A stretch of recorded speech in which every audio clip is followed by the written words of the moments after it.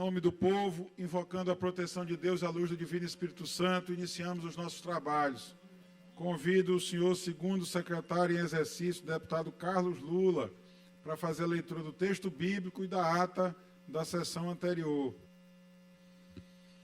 E quando orares, não sejas como os hipócritas, pois se comprazem orar em pé nas sinagogas e às esquinas das ruas, para serem vistos pelos homens. Em verdade vos digo que já receberam o seu galardão. Mateus capítulo 5, versículo 6. Ata da 49ª sessão ordinária da primeira sessão legislativa da 20ª legislatura da Assembleia Legislativa do Estado do Maranhão, realizada em 21 de junho de 2023. Presidente em exercício, o senhor deputado Rodrigo Lago. Primeira secretária em exercício, a senhora deputada Andriema Rezende. Segundo secretário em exercício, o senhor deputado Fernando Braide. Às 9h30, presentes os senhores deputados Aloysio Santos, André Rezende, Antônio Pereira, Ariston, Arnaldo Melo, Carlos Lula, Cláudia Coutinho, Cláudio Cunha, Daniela, Davi Brandão, doutor Iglesias, doutora Viviane, Edna Silva, Eric Costa, Fabiana Vilar, Fernando Braide, Florencio Neto, Francisco Najib, Cláudio Ascutrim, Guilherme Paz, Emetério Eba, Janaína Ramos, Júlio Mendonça, Júnior França, Juscelino Marreca, Leandro Belo, Micael Damasceno, Osmar Filho, Pará Figueiredo, Rafael, Ricardo Arruda, Ricardo Rios, Rildo Amaral, Rodrigo Lago, Solange Almeida, Wellington do Curso Zé Inácio. Ausente os senhores deputados Ana do Gás, Iracema Vale, Missão Institucional, Júnior Cascaria, Neto Evangelista e Roberto Costa. O presidente, em nome do povo, invocando a proteção de Deus, declarou aberta a sessão, determinando a leitura do texto bíblico e da ata da sessão anterior, que foi aprovado, e do expediente, que foi encaminhado à publicação. No horário do pequeno expediente, ocuparam a tribuna os senhores deputados André Rezende, Micael Damasceno, doutor Iglesias, Fabiana Vilar e Francisco Najib. Esgotado o tempo regimental destinado a estes turnos do trabalho, o presidente em exercício, o deputado Fernando Braide, declarou aberto ontem do dia, quando foi aprovado em segundo turno, tramitação ordinária encaminhada à promulgação, um projeto de resolução legislativa 36/2023, de autoria do deputado Arnaldo Melo. Na sequência, foram votados em bloco, votação nominal, os vetos totais aos projetos de lei 619, 638 e 649 de 2019, 76 e 86 de 2021, do deputado Wellington do Curso, 116 de 2020 do deputado Dr. Iglesias e do projeto de lei 167 de 2021 do deputado Ciro Neto.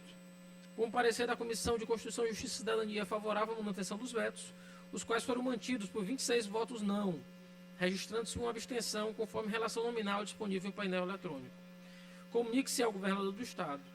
Sujeitos à deliberação do plenário, foram aprovados os requerimentos número 241/2023, de autoria da deputada Janaína Ramos, 246 de 2023, de autoria do deputado Wellington do Curso, 247 de 2023, de autoria do deputado Leandro Belo, e 248 de 2023, de autoria do deputado Júlio Mendonça. Por fim, foram deferidos pela mesa os requerimentos 240 de 2023, de autoria do deputado Leandro Belo, 242 e 243 de 2023, ambos de autoria do deputado Zé Inácio. No primeiro horário do grande expediente, não houve orador inscrito. No tempo destinado aos partidos ou blocos, os deputados Dr. Iglesias, Rafael e Júlio Mendonça falaram pelo bloco parlamentar Juntos pelo Maranhão. No expediente final, não houve oradores inscritos. Nada mais havendo a tratar, a sessão foi encerrada e lavrada a presente ata, que lida e aprovada será devidamente assinada. Plenário deputado Najib Aico, do Palácio Manuel Beckman, 21 de junho de 2023. Expediente lido, senhor, ou melhor, ata lida, senhor presidente. Ata lida sem impugnação, considerada aprovada. Concedo a palavra ao primeiro secretário, deputado Antônio Pereira, para fazer a leitura do expediente. Presidente Rodrigo Lago. Matéria para leitura da 51ª sessão ordinária do dia 22 de 6 de 2023, quinta-feira, hoje. Mensagem de número 056 de 2023, da autoria do Poder Executivo, encaminha a medida provisória de número 415 deste ano, que dispõe sobre o prazo de vigência do Programa de Transporte para Todos, instituído por meio de medida provisória de número 411, de 31 de maio de 2023. Projeto de lei, senhor presidente. Projeto de lei de número 383 a 387, é de autoria do deputado Wellington do Curso. Projeto de lei de número 388 deste ano, de autoria do deputado Francisco Najib, lá de Codó.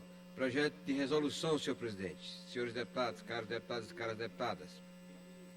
Resolução legislativa de número 048 deste ano, 2023, de autoria do deputado Leandro Belo. Requerimento de número 249, 2023, de autoria do deputado Ariston. Indicações, senhor presidente. Indicação de número 2534 deste ano, de autoria da deputada Andréa Martins Rezende. Indicações de números 2535 a 2554 de 2023, de autoria do deputado Dr. Iglesio. Indicação de número 2555 deste ano, 2023, de autoria do deputado Guilherme Paes. Senhor presidente, expediente curto e lido. Agradeço, deputado Antônio Pereira. Expediente lido e encaminhado à publicação. Oradores inscritos no pequeno expediente, convido a deputada doutora Viviane, por 5 minutos, sem direito à parte.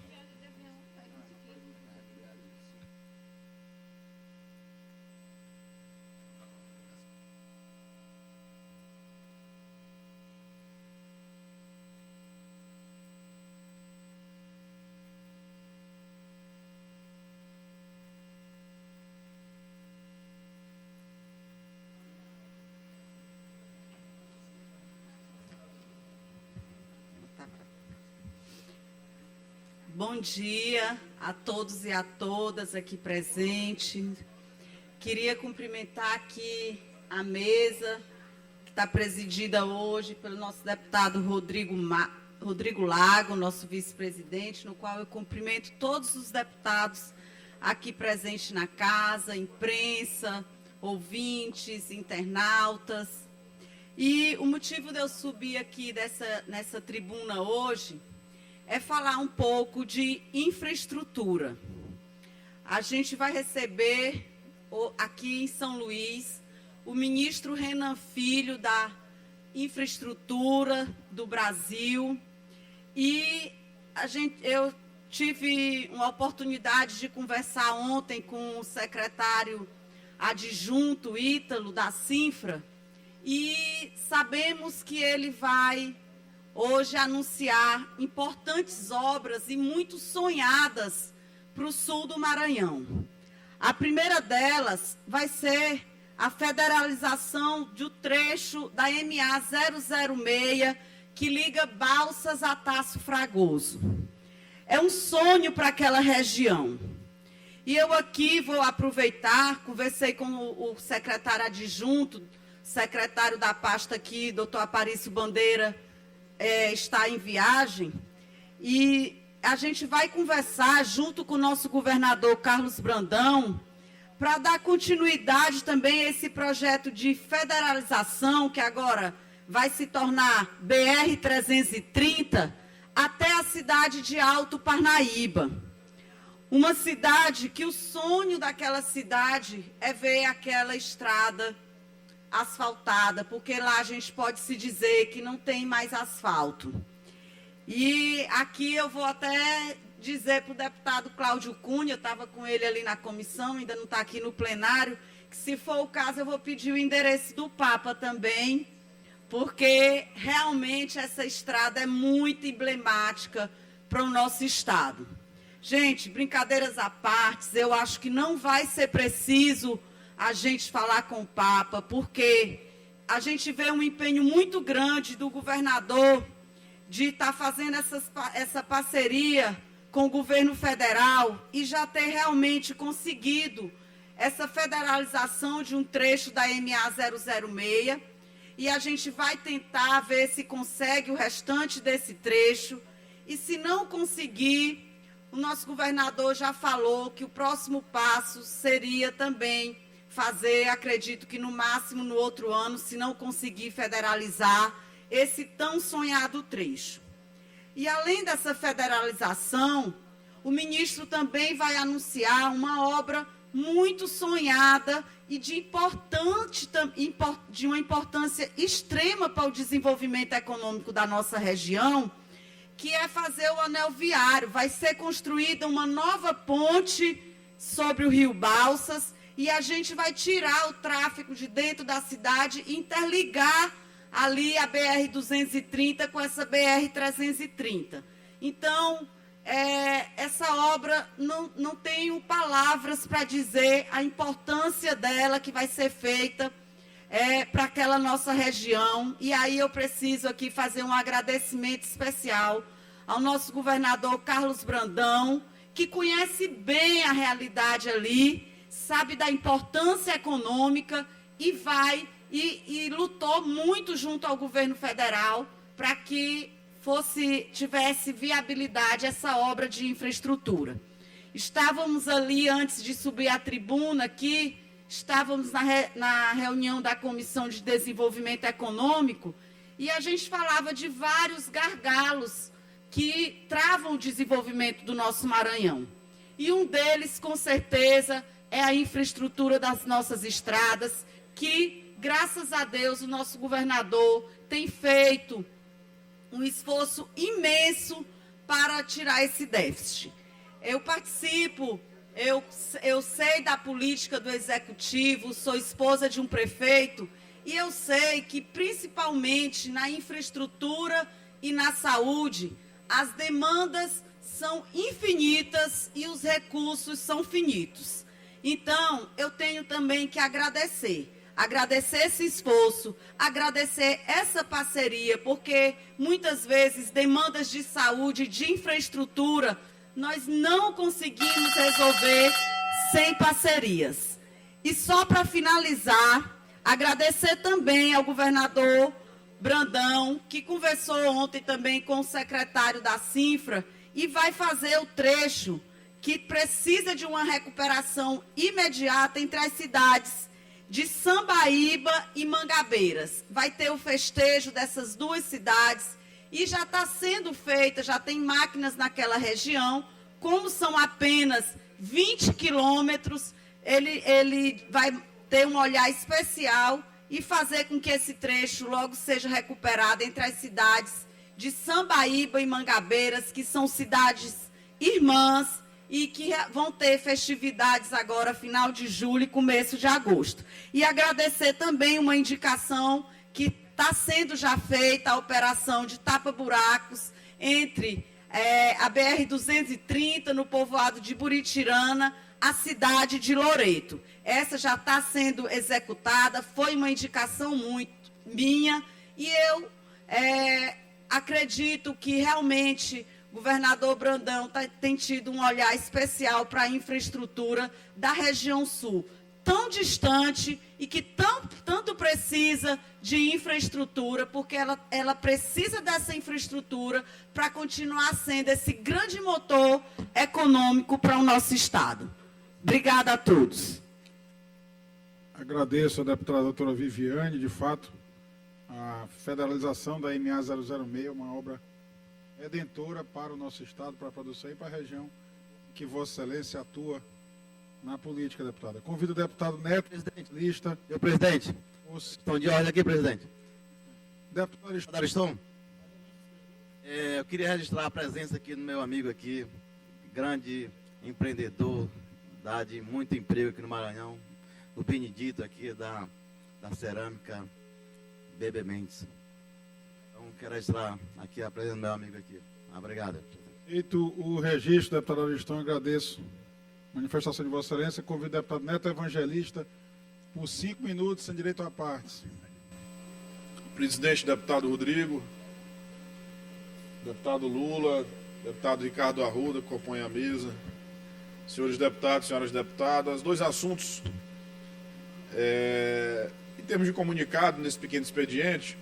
O primeiro foi a realização agora há pouco de uma audiência na Comissão de Assuntos Econômicos, presidida pelo deputado Francisco Najib, atendendo a um requerimento de minha autoria para convidar o presidente do SEBRAE, doutor Celso Gonçalo, convidar o Bebê Mendes, que está aqui junto conosco, empresário do nosso estado, que muito investe, muito tem investido, muito tem gerado emprego, e é importante a sua participação nessa casa, Bebê Mendes, saiba disso, porque o senhor é um contribuinte em todos os aspectos para o nosso Estado, tanto no que diz respeito à contribuição no pagamento de impostos, quanto no que diz respeito à geração de emprego aqui no Estado do Maranhão. Portanto, é sempre bem-vindo a esta casa. Sinta-se em casa, porque esta é a casa do povo.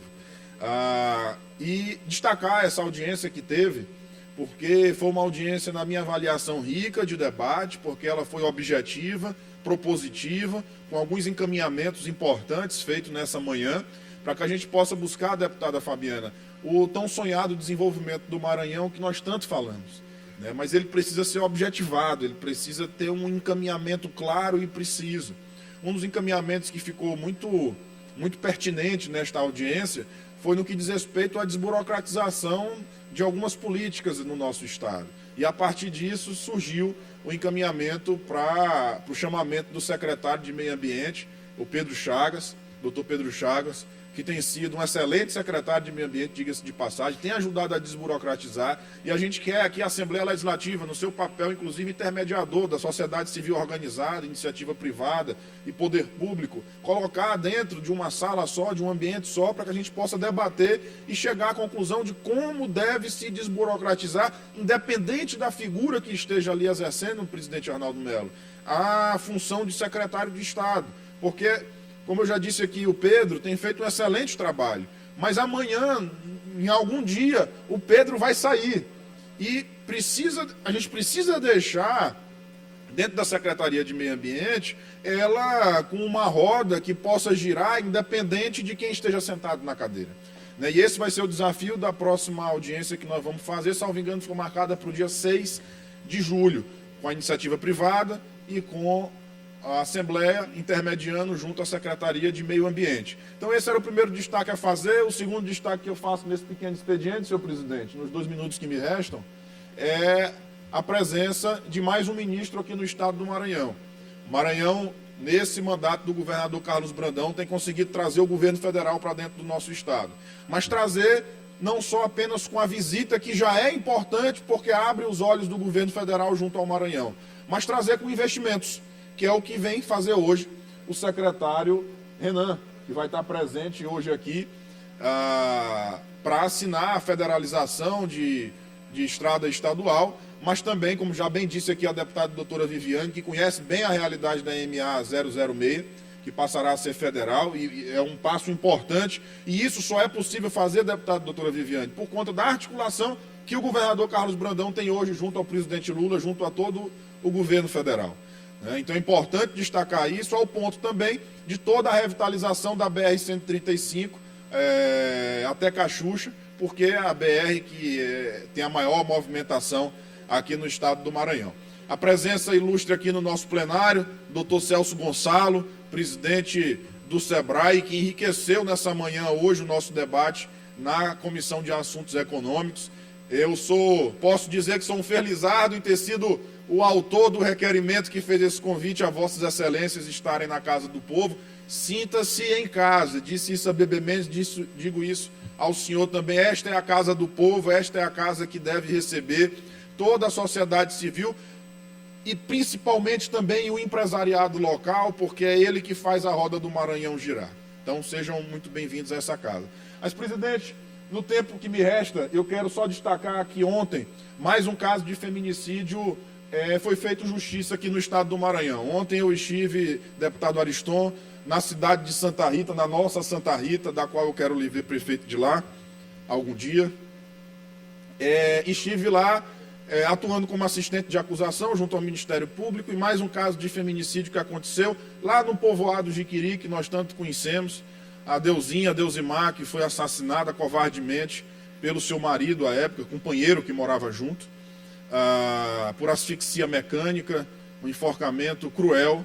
Mas ontem a sociedade de Santa Rita, representada ali pelos 7 jurados, 4 mulheres, 3 homens, fez justiça à vida da Deusimar, à vida de toda a sua família, que lotou a Câmara Municipal de Santa Rita em busca da justiça. Então ontem houve a condenação por 23 anos daquele que ceifou a vida de uma mãe de família, de 2 crianças, da Iana e do Renan, que assistiu o crime, inclusive, e por conta disso teve a questão do aumento de pena. Os jurados reconheceram todas as qualificadoras de aumento de pena que foi colocado na pronúncia, as qualificadoras pelo enforcamento por asfixia, a qualificadora de feminicídio, o aumento de pena do parágrafo 7º do inciso 3º do 121, que é a questão da presença do filho na cena do crime, né? Enfim, uma família que foi dilacerada. Pude ver ontem seu Pedro, pai da Deusimar, lavrador, homem duro, mas que não se conteve ontem durante o julgamento e eu digo julgamento da Deusimar, porque ali mais uma vez ela estava sendo julgada porque tentaram macular a imagem dela, mas nós não admitimos isso dentro do tribunal do júri, e houve uma condenação máxima, destacar a participação efetiva do titular da ação do Ministério Público, na pessoa da doutora Karine Guará, que fez um trabalho excelente, e a gente teve a honra de ser assistente de acusação em mais um júri aqui no estado do Maranhão.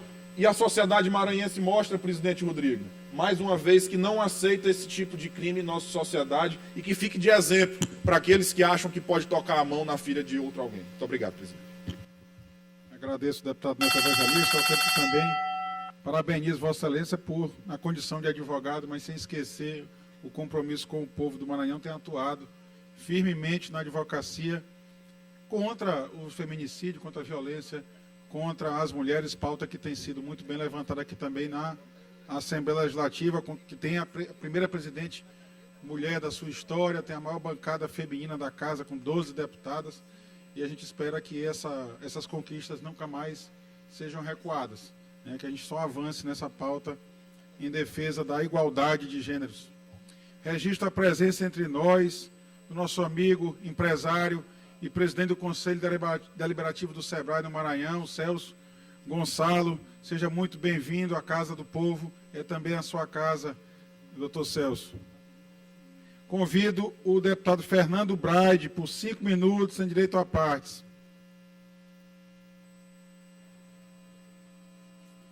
Bom dia, presidente. Bom dia a todos os colegas parlamentares da casa, imprensa, galeria, todos que nos assistem.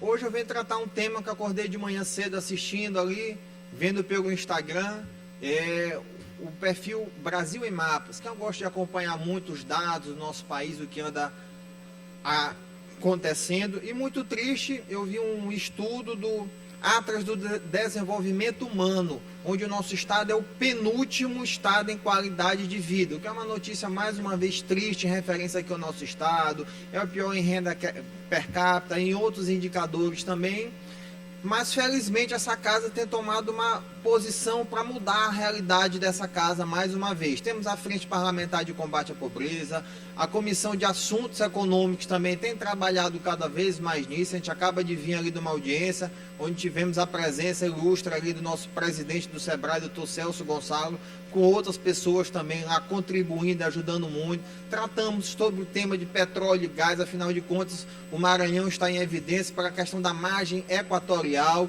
onde pode revolucionar e mudar muito a situação aqui do nosso estado. Claro que também não podemos pensar somente no desenvolvimento econômico, temos que pensar também no desenvolvimento sustentável, isso tem que ser alinhado com a questão do meio ambiente.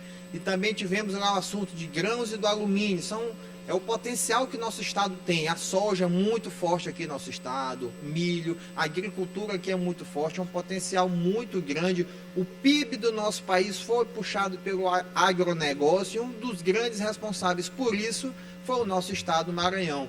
Infelizmente, esse potencial econômico não vem sendo feito para transformar a realidade do nosso estado. Mas a gente acredita com esse trabalho que essa casa vem sendo feita, que durante esses 4 anos a gente vai conseguir ajudar a mudar essa realidade. Também tivemos essa semana a implantação da Frente Parlamentar de Estudo, Diagnóstico e Melhoria do Saneamento Básico do Estado, encabeçado pelo nosso líder do governo aqui, o deputado Rafael, e também a audiência pública sobre a questão dos resíduos sólidos. Como eu digo, não adianta só a gente ter o desenvolvimento econômico, tem que pensar também na questão sustentável, na questão de qualidade de vida, e o deputado Júlio Mendonça, como presidente da Comissão de Meio Ambiente, vem fazendo um grande trabalho, e um dos temas que nós temos de muita relevância aqui no estado é a questão dos resíduos sólidos. Somente 14 ou 15 municípios conseguem ter uma destinação considerada adequada, enquanto a maioria dos nossos municípios, mais de 200, não consegue, é feito de maneira mesmo muito atrasada, e a gente precisa mudar essa realidade aqui em nosso estado. Venho agradecer também aqui o apoio dos parlamentares pela aprovação do projeto de lei de esporte eletrônico, de minha autoria. Foi aprovado aqui na terça-feira em primeiro turno e está previsto também para a próxima terça-feira a votação em segundo turno, e peço antecipadamente a ajuda novamente dos colegas para a aprovação desse projeto de lei. Aproveito aqui também para parabenizar a minha colega de bloco, deputada Mical Damasceno, que ontem fez aqui uma sessão solene em homenagem ao Dia do Capelão. Parabenizo ela também, que estava ontem linda, toda de uniforme, muito bonita. Meus parabéns à deputada Mical. E nada mais havendo a tratar, agradeço a todos pela atenção. Muito obrigado, presidente. Tenham todos um bom dia, que Deus nos abençoe. Agradeço o deputado Fernando Brade. Já aqui no plenário, o deputado Francisco Najib, a quem parabenizo, realizou hoje uma audiência da Comissão de Assuntos Econômicos, o deputado Najib, que é o presidente da comissão, com a participação do empresariado maranhense, inclusive o nosso amigo Celso Gonçalo também estava lá presente, ao lado do deputado Ariston e de outros colegas aqui da casa, desde as 8 da manhã, debatendo temas importantes da nossa economia maranhense. Convido o deputado Ricardo Arruda por 5 minutos, sem direito a partes. Deputado Rodrigo Lago, também só para reiterar, deputado Najib aqui, a nossa Comissão de Assuntos Econômicos de extrema importância hoje, recebendo o doutor Celso Gonçalo e o nosso amigo Benedito Mendes, empresário maranhense da cidade de Itapecuru, junto com o nosso deputado Ariston, anfitrião, que tivemos hoje. Quero só agradecer e dizer que temos muitas audiências ainda na nossa comissão para deliberar assuntos que vamos fazer para que esse Maranhão possa crescer. Muito obrigado. Importante registro, deputado Najib, porque alguns pensam que a casa só funciona no plenário. Essa semana foi uma semana de movimentação muito intensa das frentes parlamentares, instalação da frente de saneamento, reunião da Comissão de Meio Ambiente discutindo resíduos sólidos. Ontem mesmo o presidente da Comissão de Educação, Ricardo Arruda, nos convidou e vários deputados participaram. Uma audiência pública com a UEMA, nós recebemos todo o corpo discente da UEMA que esteve aqui presente, corpo docente da UEMA, que esteve aqui presente apresentando os resultados, os bons resultados, que acredito que o deputado Ricardo Arruda exporá à sociedade maranhense. Bom dia a todos e a todas.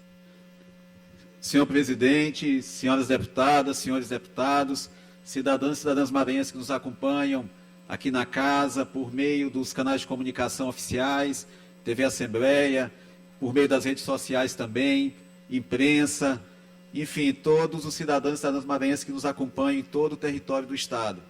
Eu venho aqui hoje, presidente Rodrigo, justamente para fazer esse registro dessa audiência que aconteceu ontem na Comissão de Educação, recebendo o reitor da Universidade Estadual do Maranhão, o professor Walter Canaves. Ele veio acompanhado do vice-reitor, de vários pró-reitores, vários diretores, trazer o resultado que a UEMA tem oferecido para o Estado ao longo dos últimos anos. Na verdade, um processo que iniciou na gestão do reitor Gustavo Costa e que o professor Walter Canaves deu continuidade. E é de fato impressionante o quanto a Universidade Estadual do Maranhão avançou durante todos esses últimos anos, tanto com relação à graduação, quanto aos cursos de pós-graduação, especialização, mestrado, doutorado, quanto também no processo de interiorização, que é fundamental para o Estado. É impressionante como a universidade tem se dedicado a levar o ensino superior a todos os cantos do Maranhão. E para fazer isso, senhoras e senhores, a universidade se aproveitou de um período adverso, que foi o período da pandemia, quando os mecanismos, as tecnologias de educação à distância evoluíram exponencialmente. Então, hoje a universidade, seja por meio do ensino presencial, seja por meio dos cursos à distância, ela se faz presente em todo o território do Estado. E ontem, o professor Walter Canaves e a equipe diretora da universidade esteve na casa para mostrar esse avanço. E esse avanço se deu, com certeza, por conta do apoio que o governo do Estado tem dado à universidade ao longo do tempo. Apoio que começou no governo Flávio Dino, na época em que o reitor Gustavo Costa comandava a universidade, e que teve continuidade também no governo Carlos Brandão. Então, a universidade apresentou avanços significativos e que devem ser celebrados por nossa sociedade. À tarde, nós tivemos uma reunião da Frente Parlamentar de Combate à Pobreza, e nessa reunião nós destacamos também que a Universidade Estadual do Maranhão tem um papel fundamental para que nós possamos melhorar os indicadores do Maranhão. Tanto no sentido de produzir diagnósticos, tanto no sentido de produzir ciência voltada para tecnologias, voltada para iniciativas que reduzam a pobreza do Maranhão, focado no nosso potencial natural, quanto também no sentido de que, levando educação, deputado Arnaldo Melo, e educação superior de qualidade, levando tecnologia, criando polos de tecnologia no nosso estado, nós vamos estar contribuindo decisivamente para reverter esses indicadores sociais negativos sobre os quais Vossa Excelência tanto se debruça e tanto tem se preocupado ao conduzir essa frente parlamentar. Então, é impressionante o quanto a UEMA avançou, é impressionante o quanto ela tem chegado principalmente à população menos favorecida economicamente. Haja visto que 80% dos alunos da Universidade Estadual do Maranhão, deputado Caslua, são oriundos de escola pública.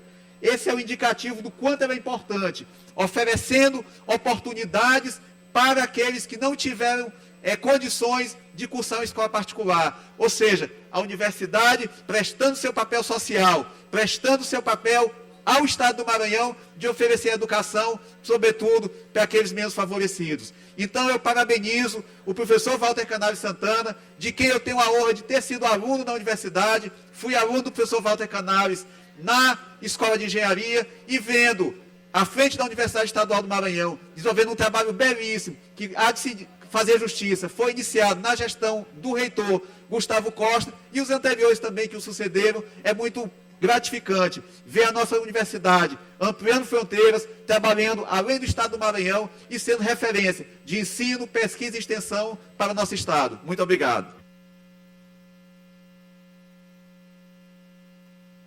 Agradeço o deputado Ricardo Arruda, quem parabenizo também.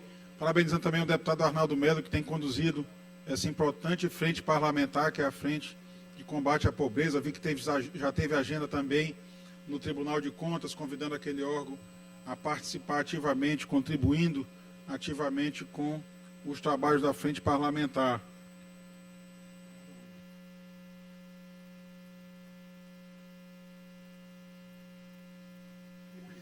Convido o deputado doutor Iglesias por 5 minutos, sem direito a partes.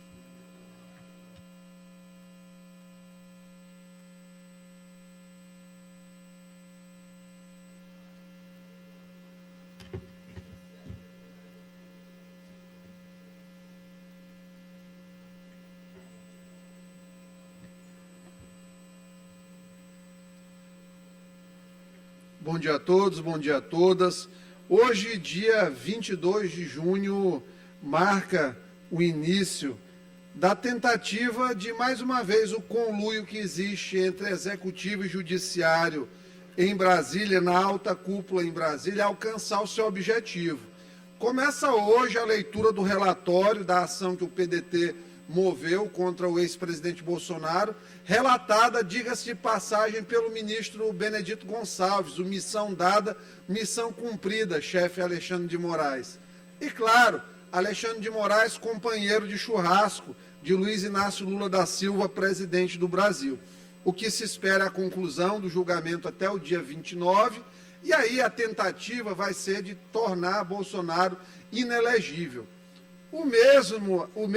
Os mesmos atores, diga-se de passagem, até porque a mesma casta, para a gente não usar os mesmos atores, que ao final de um processo de impeachment livraram os direitos políticos de Dilma Havana Rousseff. E agora, numa ação em que Bolsonaro recebeu embaixadores em Brasília, vão tentar acusá-lo de abuso de poder político. Isso aí vai ser o responsável pela inelegibilidade de alguém que teve praticamente metade dos votos válidos do país.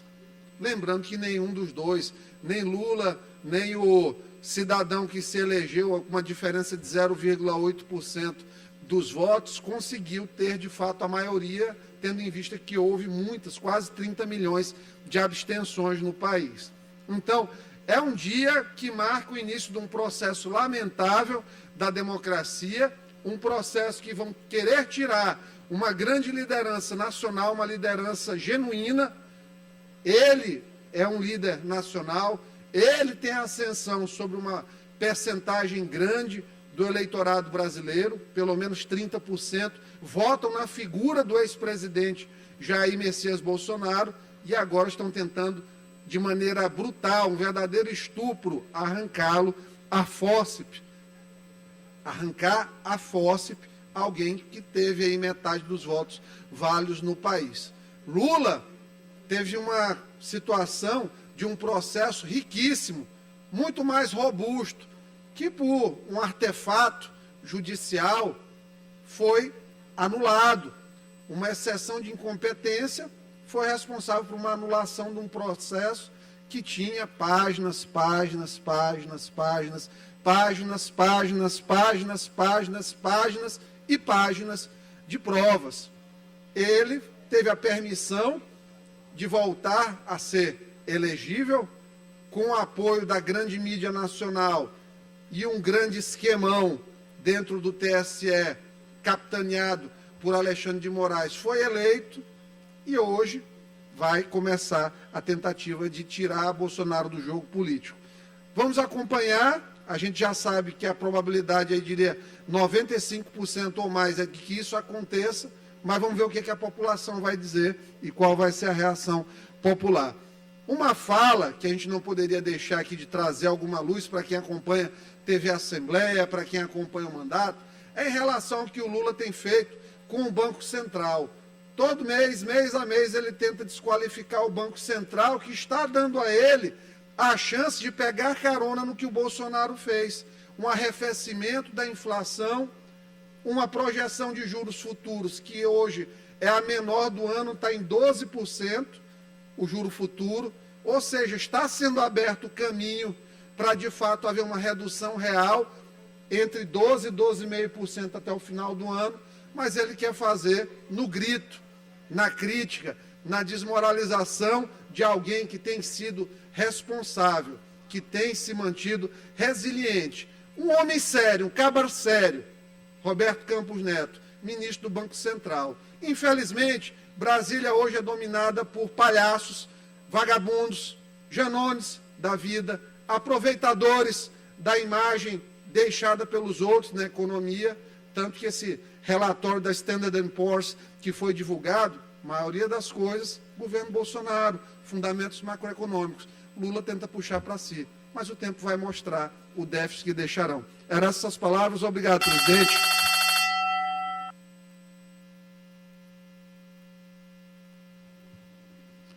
Convido o deputado Carlos Lula por 5 minutos, sem direito à parte, o último orador do pequeno expediente.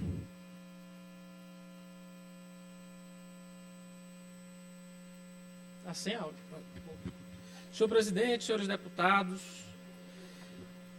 diante da fala do deputado doutor Iglesio, vou fazer breves comentários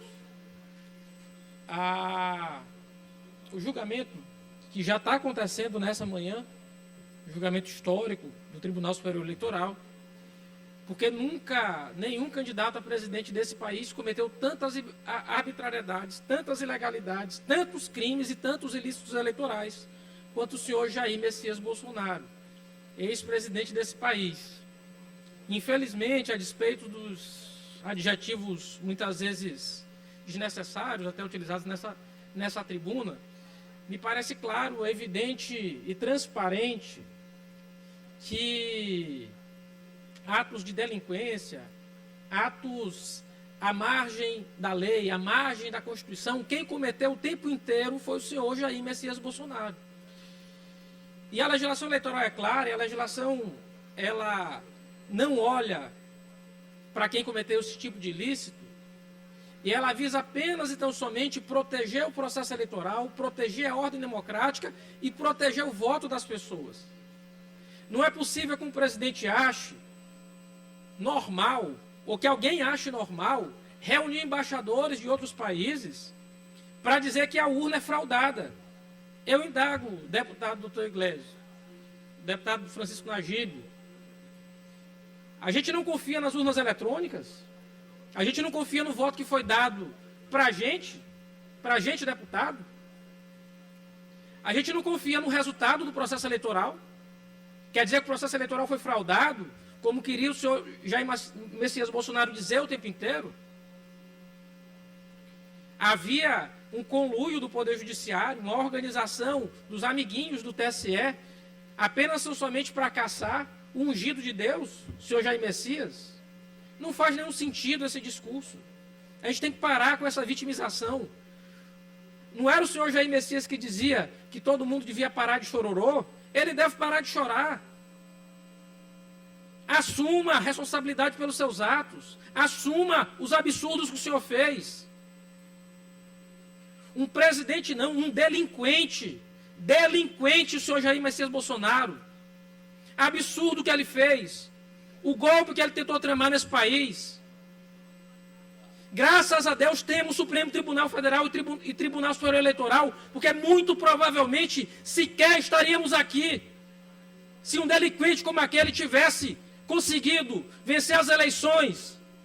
Porque o objetivo dele era apenas um: acabar com a democracia no Brasil.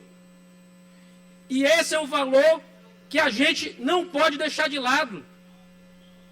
Ele não tinha nenhum apreço pela democracia. Se o senhor Jair Messias vier a ser condenado pelo TSE, será única e exclusivamente pelos absurdos e ilegalidades que ele cometeu. Não é conluio de ninguém do TSE, não é conluio de ninguém do STF, é apenas e tão somente atos absurdos, arbitrários, ilegais. Eu não vou cansar aqui nominando eles, porque são dezenas, centenas. Nunca a Justiça Eleitoral olhou alguém abusar tanto, usando o Banco do Brasil, usando Caixa Econômica, usando o Banco Central, usando Polícia Rodoviária Federal para tentar vencer uma eleição. Nunca se viu isso. Se fosse o deputado Ariston, atos como esses cometidos por prefeito, o prefeito não só já estaria cassado e preso. Estaria cassado e preso. É só ver a jurisprudência do TSE, a jurisprudência dos TREs. Não me venham, portanto, falar em vitimização agora. Querer pousar de coitado não tem nada. Vai se tornar inelegível, muito provavelmente, apenas e tão somente por sua culpa própria. Porque usou e abusou da estrutura do Poder Executivo para tentar vencer as eleições. Graças a Deus não venceu. Graças a Deus não venceu. Não venceu e por isso a gente tem hoje dólar caindo, preço da carne caindo, bolsa subindo, o Brasil voltando a ser Brasil de novo. E se Deus quiser, nunca mais se vai ouvir falar do senhor Jair Messias Bolsonaro, porque ele estará afastado do processo eleitoral, como já deveria estar. E por muito tempo, para que esse tipo de loucura a gente não tenha mais no processo eleitoral brasileiro. Presidente. Agradeço ao deputado Carlos Lula. Deputado doutor Iglesias. Gostaria só de levantar a questão de ordem, se Vossa Excelência me permitir, pelo fato até do pronunciamento do deputado que me antecedeu ter sido baseado na minha fala, ele deixou claro isso de maneira reiterada. Deputado doutor Iglesias, não, eu acredito que o deputado Lula não citou Vossa Excelência. Citou três vezes o seu discurso. Mas você está com a palavra de forma que essa casa é democrática e a verdade é de cortar de ninguém. Então, assim, só trazendo alguns pontos à baila aí do deputado Lula, porque, assim, às vezes a ignorância é generosa, né? Não querendo polemizar, mas, assim, em nenhum momento no pronunciamento foi trazida a postura de vitimização em relação à questão do presidente. Se trouxe, de fato, hoje em dia a gente sabe que não tem mais imparcialidade dentro do juízo do Tribunal Superior Eleitoral e do STF. Existe um grande conluio lá em cima. Questionar a urna, qualquer pessoa tem legitimidade para questionar o que quer que seja. As urnas não são maiores do que, por exemplo, o movimento da pós-verdade. Hoje nós temos aí, em termos de invasão de sistemas, facilidade de várias pessoas invadirem sistemas. Então, assim, A urna pode até não ter sido fraudada, mas possibilidade existe. Qualquer sistema do planeta Terra consegue. A Tesla já teve o Starlink invadido. Como é que a urna eletrônica do TSE, que é uma tecnologia de segunda linha, ela não vai ser? Então, nesse tempo de pós-verdade, tudo pode ser questionado. Golpe, tramar... Doutor Iglesias, eu tenho respeito à Vossa Excelência, mas você não está fazendo um novo pronunciamento. Não, mas eu trago 2 minutos para levantar aqui. Vossa Excelência pode falar à vontade no tempo dos blocos. Nós já temos 10h33, já estamos... Eu só queria concluir. Faço um apelo a Vossa Excelência. Eu só queria contribuir os 2 minutos da questão de ordem e pronto. É só isso que eu desejo, regimentalmente. Você levanta. Né? Qual é a questão de ordem que você está levantando? Levanta a citação do pronunciamento do deputado Lula em algum... O Carlos Lula não citou Vossa Excelência. Citou 3 vezes, eu peço à mesa que levante a taquigrafia. Vossa Excelência, deputado. Eu peço a taquigrafia que levante, eu fui citado 3 vezes. Vossa Excelência tem a palavra pelo regime democrático, Vossa Excelência pode falar à vontade. Obrigado. Vossa Excelência, depois eu farei questão de fazer um desagravo ao deputado Carlos Lula, que de ignorante não tem nada, é um Não chamei de ignorante. advogado do nosso Estado. Falei, é complicado. Eu vou fazer o seguinte, eu vou voltar no tempo dos blocos, porque quando Vossa Excelência aprender a não interromper o orador, que é cortar a palavra das pessoas. Eu agradeço a compreensão de Vossa Excelência. Vossa Excelência teve a tribuna à sua disposição e terá novamente a tribuna à sua disposição. Vossa Excelência não levantou nenhuma questão de ordem. O deputado Carlos Lula não citou Vossa Excelência, não fez qualquer referência a Vossa Excelência.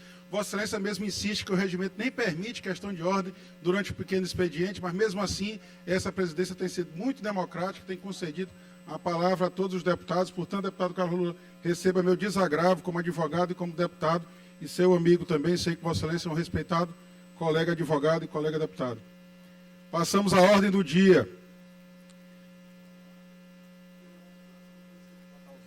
Não. Anuncio inicialmente que nós vamos transferir a votação dos vetos. São muitos vetos que estão na ordem do dia da sessão de hoje. Nós vamos transferir para a próxima sessão, porque estamos recebendo no nosso Estado o ministro de Estado e vários parlamentares estão acompanhando a agenda oficial e, portanto, para que não haja prejuízo na votação desses vetos, estamos transferindo para a próxima sessão ordinária. E também serão transferidos os projetos ou requerimentos de deputados que não estão no plenário ou que assim tenham solicitado, ainda que estejam de forma remota. Projeto de lei em discussão e votação segundo turno, tramitação ordinária. Projeto de lei número 359/2023, de autoria do deputado Rodrigo Lago, que eleva o encontro de Bumba Meu Boi, sotaque da Baixada da cidade de Matinha, à condição de patrimônio cultural do Estado, e institui o dia estadual em referência à referida festa, incluindo-a no calendário oficial de eventos do Estado e da outras providências. Sem oradores inscritos para discussão, em votação, as senhoras deputadas e senhores deputados que aprovam, permaneçam como estão. Projeto aprovado, vai à sanção. Eu agradeço penhoradamente a todos os colegas deputados e deputadas que aprovaram o presente projeto de minha autoria. E, mais uma vez, reitero o convite feito em nome da prefeita Linielda Dueldo, prefeita da cidade de Matinha, para que lá compareçamos no dia 26, na próxima segunda-feira, para essa grande festa, o encontro de Bumba Meu Boi da cidade de Matinha. Bumba Meu Boi da Baixada, sotaque da Baixada, da cidade de Matinha.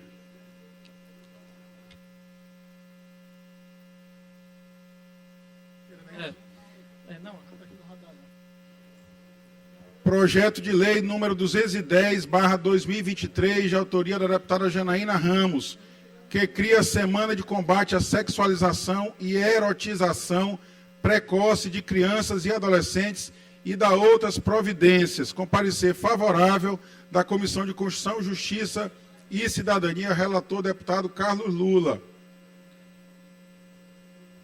Sem oradores inscritos para discussão, em votação, as senhoras deputadas e os senhores deputados que aprovam, permaneçam como estão. Projeto aprovado em primeiro turno, vai a segundo turno. Projeto de lei número 325, também de autoria da deputada Janaína Ramos, que institui no âmbito do Estado do Maranhão o Maio Laranja, dedicado ao enfrentamento do abuso e da exploração sexual infantil e da outras providências, com parecer favorável da Comissão de Constituição, Justiça e Cidadania, relator deputado doutor Iglesio. Senhoradores inscritos para discussão, em votação, as senhoras deputadas e senhores deputados que aprovam, permaneçam como estão. Projeto aprovado em primeiro turno, vai a segundo turno. Projeto de lei número 014/2023, de autoria do deputado Carlos Lula, que institui a política estadual integrada pela primeira infância no estado do Maranhão e dá outras providências, com pareceres favoráveis das comissões de Constituição, Justiça e Cidadania, relator deputado Fernando Braide, e de Defesa dos Direitos Humanos e das Minorias, relator deputado doutor Iglesio. Se o deputado Lula quiser fazer alguma manifestação. Senhor presidente, esse projeto, na verdade, objetiva criar uma política estadual, uma vez que a gente já tem uma política nacional integrada pela primeira infância, visa a articulação de diversas políticas públicas em conjunto, abrangendo da área da educação, área de saúde, área da assistência social, e ela é uma medida importante para a gente avançar nessa pauta no Maranhão. Por isso eu peço o apoio de todos os deputados da Casa à aprovação do projeto.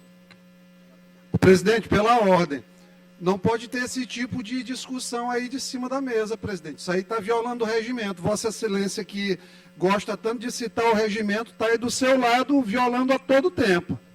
Deputado doutor Iglesias, essa Casa Democrática, Vossa Excelência falou ainda há pouco, embora não tivesse o direito regimental de falar, mas a presidência garantiu a Vossa Excelência, assim como garante a todos os deputados e deputadas, para mantermos a urbanidade, o bom relacionamento entre todos os colegas deputados. Não vejo nenhuma violação absurda do regimento interno que possa atacar este poder legislativo, permitir a fala de um deputado sobre importante projeto de lei que está em votação. O deputado Lula, inclusive, nos poupa de ir para a tribuna, poderia falar durante 20 minutos, mas falou aqui brevemente, então não há nenhum tipo de violação que ataque o poder legislativo. Em votação, as senhoras deputadas e senhores deputados que aprovam, permaneçam como estão. Aprovado em primeiro turno, vai a segundo turno. Projeto de lei número 107/2023, de autoria do deputado Carlos Lula, que dispõe sobre a obrigatoriedade da assinatura física das pessoas idosas em contratos de operação de crédito firmados por meio eletrônico ou telefônico, com pareceres favoráveis das comissões de Constituição, Justiça e Cidadania, relator deputado Glaubert Coutrin, e de Defesa dos Direitos Humanos e das Minorias, relator deputado Ricardo Arruda. Senhoradores inscritos para a discussão, deputado Carlos Lula, Vossa Excelência tem a palavra.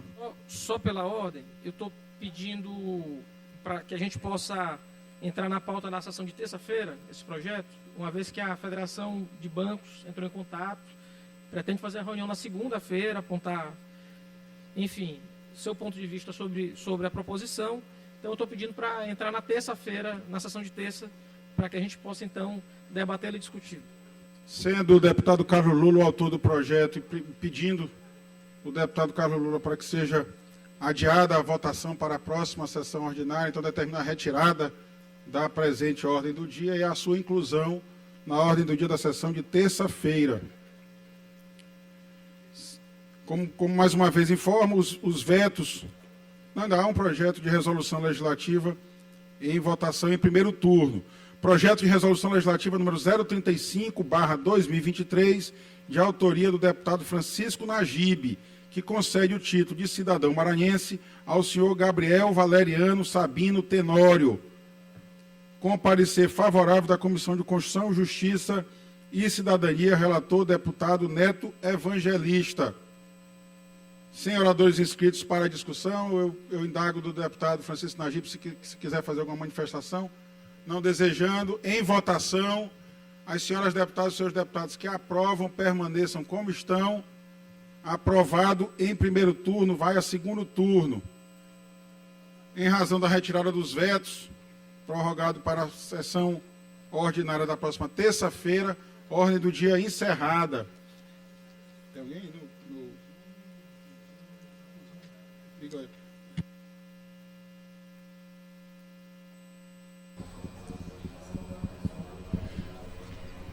Iniciamos o grande expediente inscrito por 30 minutos o primeiro orador, o deputado doutor Iglesio, a quem convido a ocupar a tribuna.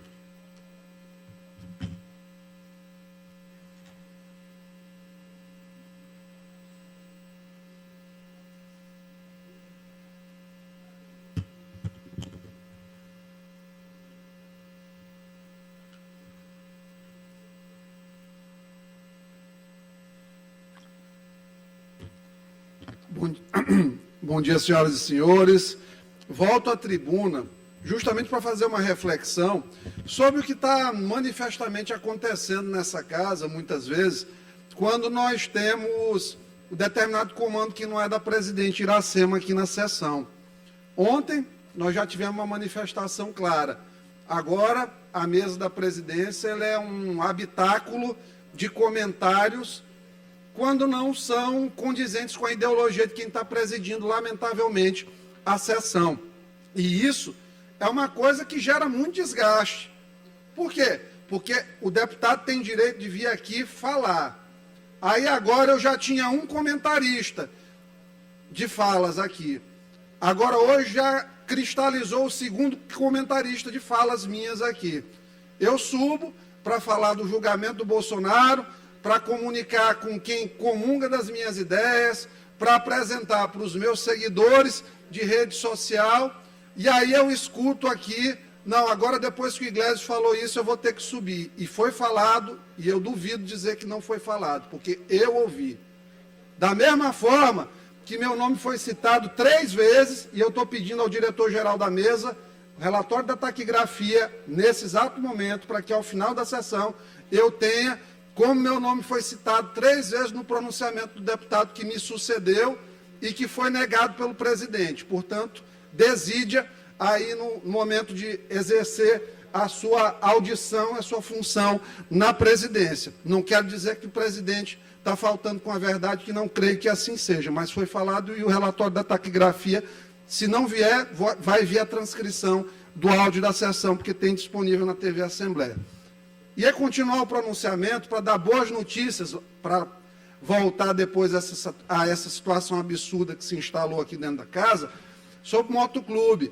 Hoje tivemos a felicidade de chegar no motoclube, junto com as equipes de televisão, para mostrar a reforma que está sendo feita no CT.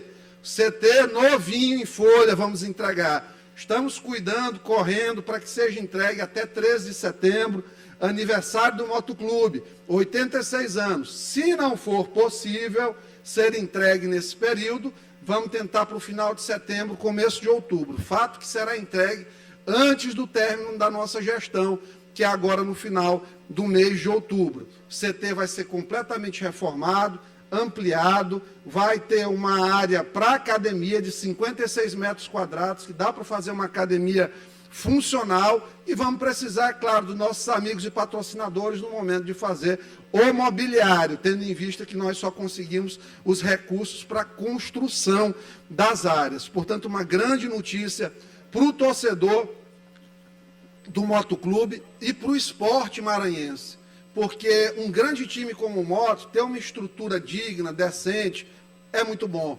Os quartos serão utilizados para concentração também, já vai eliminar uma despesa média de R$ 4.500 do motoclube a cada concentração.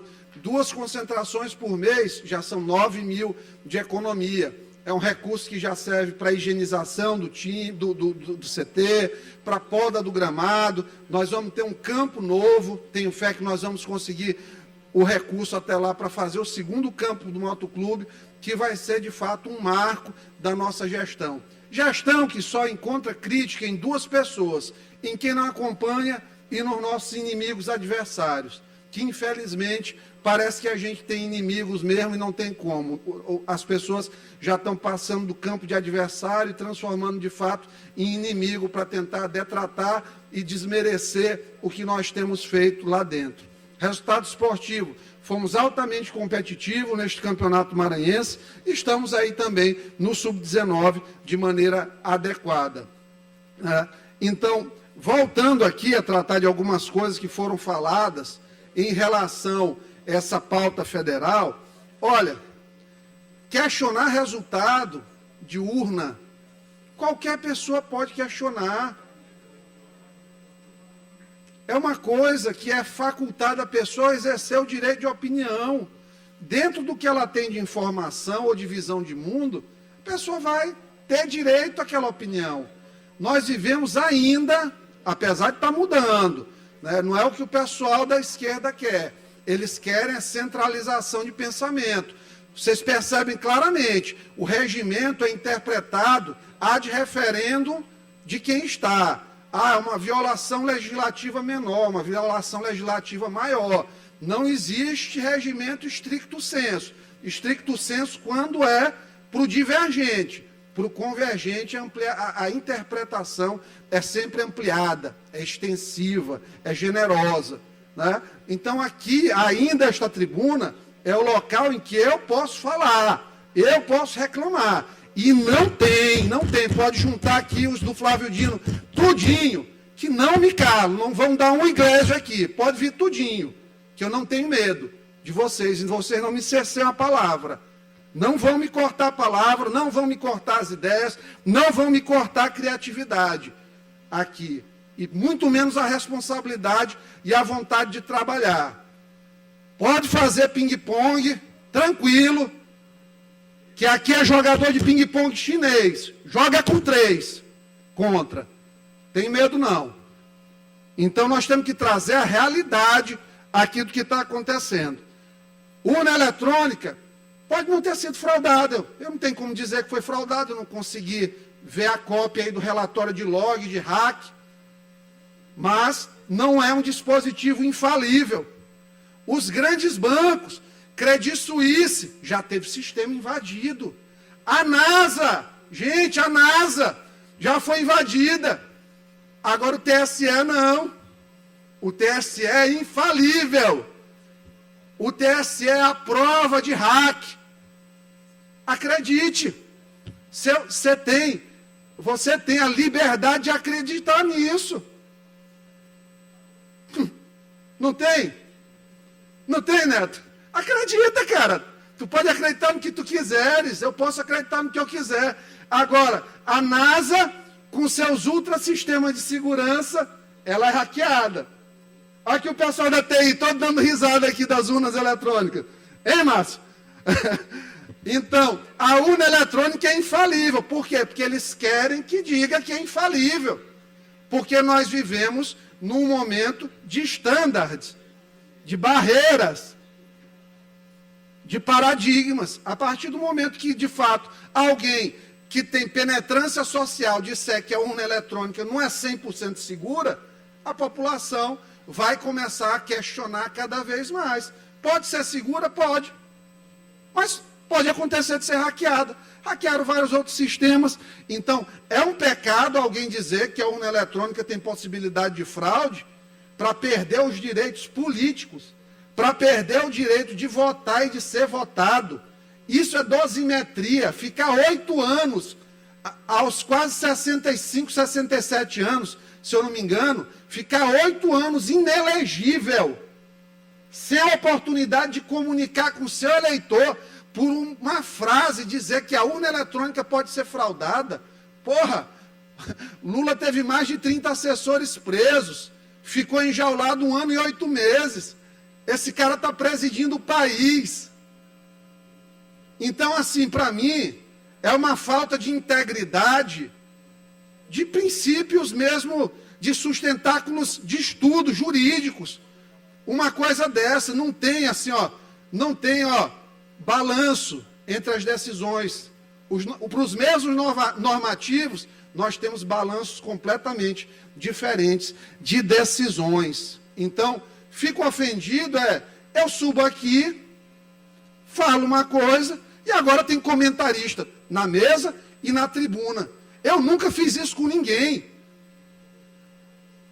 Nem com Duarte Júnior, que era um desafeto aqui na Assembleia, eu subi para dar resposta para Duarte. Localiza aí, nos meus pronunciamentos, eu já subi para contradizer aqui, pronunciamento de Duarte, aqui tem um monte de funcionário, Major Bruno está ali, 4 anos aqui na legislatura passada, sabe que eu nunca subi Neto Evangelista aqui. Neto, quantas vezes eu subi para desfazer um pronunciamento teu? 0 aqui na tribuna. 0. Né? Nós somos nós, mas também estendo isso aí aos outros colegas. Já vi vários falando coisas que eu discordo diametralmente. Já vi deputado aqui de esquerda, secretário de partido, falar coisas que eu não concordo. Direito dele. Meu filho, fale o que você quiser, papai. Fale o que quiser. É sua tribuna. Seus 5 minutos são seus. São suas ideias, seu eleitorado, sua visão. Agora nós vamos ficar aqui nessa história. Eu subo, você fala uma coisa de mim, eu falo uma coisa de você, daqui a pouco eu falo alguma coisa que você não goste, você devolve com alguma coisa que eu não goste, e nós vamos transformar isso aqui num caldeirão. Para quê? Para lá fora as pessoas estarem dizendo que a Assembleia não tem homens cultos aqui, homens razoáveis, homens urbanos. Para quê?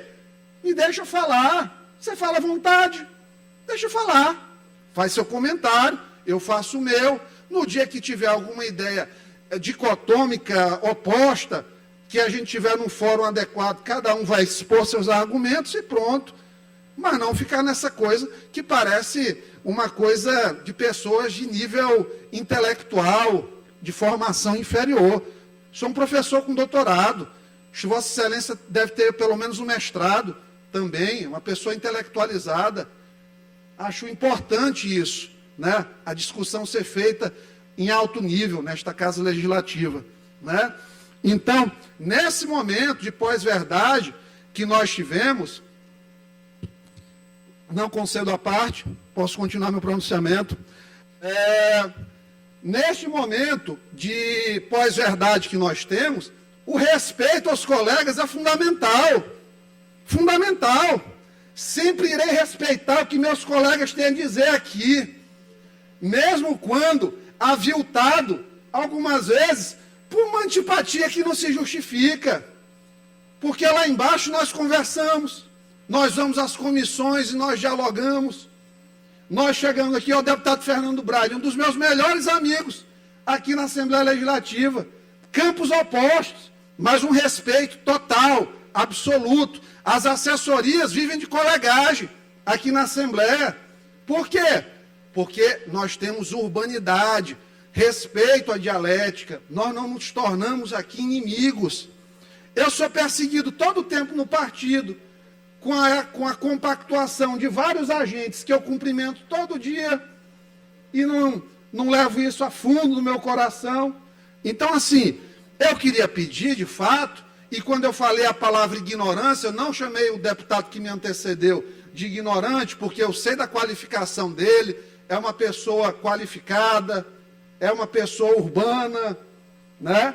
Mas no sentido, e aí o presidente não permitiu que eu concluísse, em relação ao que ele trouxe de dólar, carne e bolsa. E aí a gente precisa, deputado Florencio, trazer um pouquinho de luz ao debate nessas situações, quando a gente faz. Dólar, por que o dólar baixou? O dólar baixou simplesmente porque os Estados Unidos estão começando o processo de queda dos juros.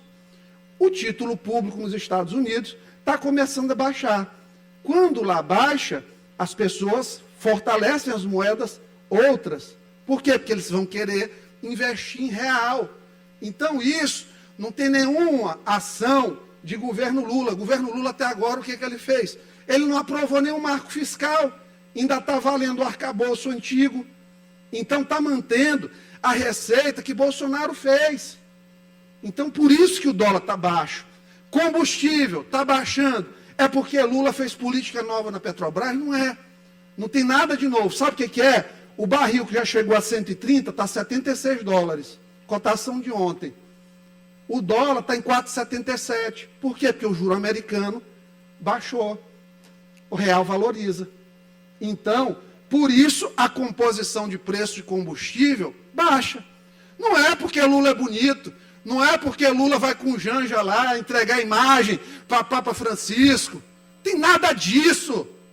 Tem economia integrada, globalização, fundamentos macroeconômicos compartilhados. É isso que existe. A carne está tendo oscilação por conta da China. É isso aí, sobe e desce.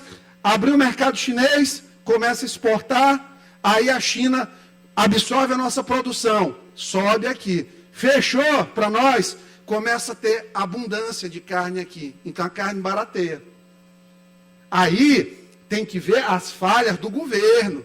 Porque, por exemplo, o bonitão lá do Ministério da Justiça, que controla a Secretaria Nacional do Consumidor, que em 6 meses só fez uma lei para tratar de ouro, de comércio de ouro nesses 6 meses, e entregou umas viaturas que o Bolsonaro já tinha deixado compradas, só isso que ele fez, o resto foi lacrar. Twitter, o tempo todo, TikTok, Instagram. Isso que ele fez em 6 meses. Arrumou confusão até com o doido do Roger Waters. E aprender Roger Waters, gente, aqui, se troca com pastor. Pastor que está na igreja dizendo que quer que um osso quebre a mandíbula. Metáfora. Um homem tão inteligente. Gente, diz que esse homem passou em primeiro lugar no concurso aqui no Maranhão, para juiz federal, na regional. Como não devia ser o ensino jurídico nessa época? Porque quem não consegue entender uma metáfora precisa ser estudado em termos aí de relevância intelectual. Ganhou até um título sem ter um livro literário publicado na Academia Maranhense de Letras. E não consegue, diretor-geral da mesa, Braulio, ver que nós temos aqui uma metáfora, quebrar a mandíbula. Ele poderia, este grande homem, que é o vernáculo político de alguns colegas aqui que muito respeito, ele poderia chegar e criar uma força-tarefa, o deputado Neto Evangelista, de fiscalização nos cartéis compradores de carne nos estados brasileiros. Forçar, de fato, com amparo legal, uma redução sustentada do preço da carne. Não perseguir dono de posto de combustível, como seus pupilos fazem aqui no Maranhão, que ele tem um preço individual, porque paga 23 mil reais de aluguel por mês, paga mais caro no custo fixo, então ele tem que ter um combustível um pouco acima da média. Então, os braços do Sistema Nacional de Consumo, o pai dos PROCONs, ele não consegue entrar na redução do preço da carne, mas ele consegue entrar na redução da liberdade, do Pink Floyd, dos cultos religiosos, das manifestações. Ele se solidariza com tantas coisas, mas nunca com as vítimas da violência aqui no Maranhão. Ele entra no Complexo da Maré, mas nunca fez uma visita ao coroadinho, deputado Carlinhos Florencio.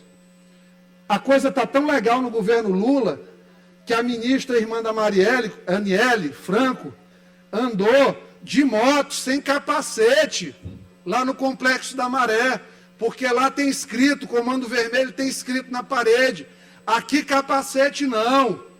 E uma ministra, só uma ministra de um governo que compartilha, que celebra a bandidagem, é capaz de deixar um ministro entrar numa condição como essa. Entrar na garupa de uma moto, meu amigo policial, sem capacete, sozinha, no Complexo da Maré, região mais perigosa. E aí eu estou sendo preconceituoso? Jamais, Lavi, nunca. Eu estou falando aqui as contradições dessas pessoas que sobem para se fazer de feitores, de tentar se apropriar de feitos que não lhes são pertencentes.